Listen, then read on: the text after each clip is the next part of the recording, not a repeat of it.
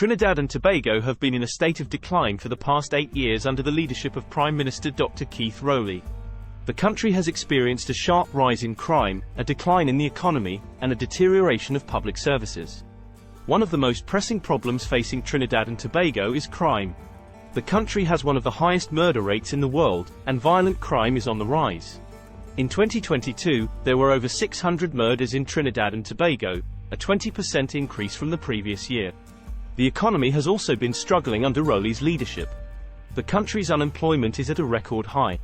The government has been unable to create jobs, and many businesses have been forced to close.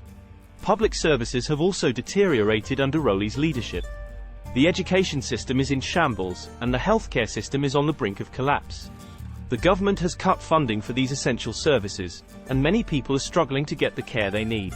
As a result of these problems, many people in Trinidad and Tobago are now calling the country a failed state. A failed state is a country that is unable to provide basic services to its citizens, and that is plagued by violence and corruption. Trinidad and Tobago are certainly not a failed state in the strictest sense of the word, but it is clear that the country is in a state of decline. There are several factors that have contributed to Trinidad and Tobago's decline. One factor is the country's reliance on oil and gas exports. When oil prices were high, the country was able to generate a lot of revenue from these exports. However, when oil prices fell, the government's revenue declined, and it was forced to cut spending. This led to a decline in public services and an increase in crime. Another factor that has contributed to Trinidad and Tobago's decline is the country's political instability. The future of Trinidad and Tobago is uncertain. The country is facing several serious challenges, and it is unclear whether the government will be able to overcome them.